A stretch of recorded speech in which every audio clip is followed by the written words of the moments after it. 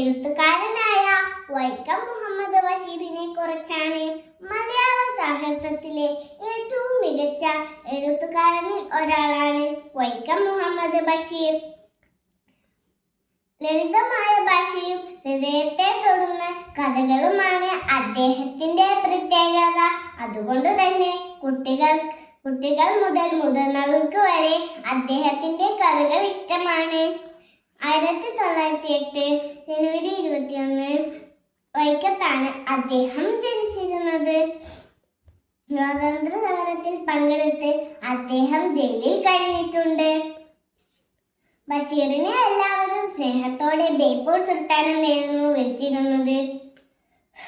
ബാല്യകാലസഖി, പാത്തുമ്മയുടെ ആട്, മതിലുകൾ തുടങ്ങിയവ അദ്ദേഹത്തിന്റെ കൃതികളാണ്. പ്രിയപ്പെട്ട കൂട്ടുകാരെ, നിങ്ങൾ എല്ലാവരും നല്ല പുസ്തകങ്ങൾ വായിക്കണം. ഇന്ന് ഈ ബഷീർ ദിനത്തിൽ അദ്ദേഹത്തിന്റെ നല്ല ചിന്തകളും മനുഷ്യ സ്നേഹവും ജീവിതത്തിൽ പകർത്താമെന്ന് നമുക്ക് പ്രതിജ്ഞ ചെയ്യാം. നന്ദി. എല്ലാ കൂട്ടുകാർക്കും നമസ്കാരം. ജൂലൈ 5 ബഷീർ ദിനം.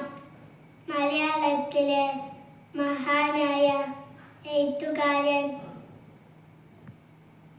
വൈക്കം മുഹമ്മദ് ബഷീറിന്റെ ചരമദിനമാണെന്ന് 1908 ജനുവരി 21 തലയോലപ്പറമ്പിലാണ് അദ്ദേഹം ജനിച്ചത്.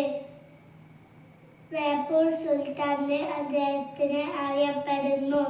പാത്തുമ്മയുടെ ആട്, മതിലുകൾ എന്നിവ, ഭൂമിയുടെ അവകാശികൾ എന്നിവ അദ്ദേഹത്തിന്റെ പ്രധാന കൃതികളാണ്. നന്ദി, നമസ്കാരം.